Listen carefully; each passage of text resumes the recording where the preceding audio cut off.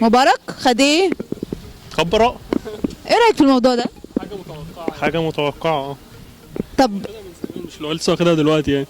حاجة من زمان معروفة يعني من قبل ما يتحكم له. انت كنت قاعد على القهوه وهو جه قاعد جنبك، تعمل معاه ايه؟ اعزمه على شيء. سحلب؟ هو اعزمه على سحلب يجينا. كل سنه وانت طيب. في ناس هتتقبله عادي ان هو راجل قعد 30 سنه وما دخلناش في حروب والكلام ده كله، وفي ناس مش هتتقبله ان هو في اخر سنين عمره ان هو جوعنا ومش لاقيين حاجه وضرب في الشعب وموت في الشعب والكلام ده كله. مش هعمل اي حاجه، اشكره على الايام القديمه اللي كانت احسن من الايام اللي احنا فيها دي. اقول له اشتكي الشعب اشتكي؟ عشان الشعب انت طلعت براء والشعب كده هو اللي جنى عليك. لا مش هسلم عليه عادي واخد معاه صوره سيلفي. ممكن هسمعه الاول. تسمعوا ايه؟ هسمعه حاجات كتير. حسبي الله ونعم الوكيل. بس هو احنا اللي وصلنا لحال البلد حاليا دلوقتي بسببه. اقول له كانت ايامك حلوه يا ريس.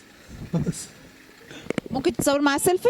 اكيد طبعا، لان في الايام دي احنا شفنا ان الظروف صعبه والكلام ده كله، ف متهيألي يعني الناس تعبانه، الناس تعبانه جدا. هقول له الف مبروك، مش هقول له اكتر من كده. ممكن تعمل معاه ايه بقى؟ هو احنا مش عارفين مين الصح ومين الغلط، بس هو ظروف البلد مش عارفين هو احنا كنا غلط ولا هو كان في ايه اللي حوالينا. اقول له حسبي الله ونعم الوكيل. اقول له يزيد عن كده يعني، وباع البلد اللي هو العيال القلاطيش بتوعه. مش هعمل له حاجه يعني، كفايه اللي حصل. مش تعملوا اي حاجه خالص ولا تسالوا في اي سؤال؟ ايه بصي، انا يعني يمكن انا سني ما عشتش في زمن مبارك قوي، فاللي هو مش مغلول منه قوي زي معظم الشعب المصري. بس ممكن اعمل ايه؟ والله يعني نترحم على ايامه. يعني بالنسبه للايام اللي احنا شفناها اليومين دولت بنترحم على ايامه. زعلان ولا فرحت لما عرفت ان هو اتفرج عنه؟ بس هو قمنا بثوره وحاجات زي كده مش عارفين كانت الثوره غلط ولا صح. فهي معادله كان هو عاملها، ايه هي ما حدش يعرفها. القضاء بتاعنا عادي. بتتريق؟ القضاء عادي.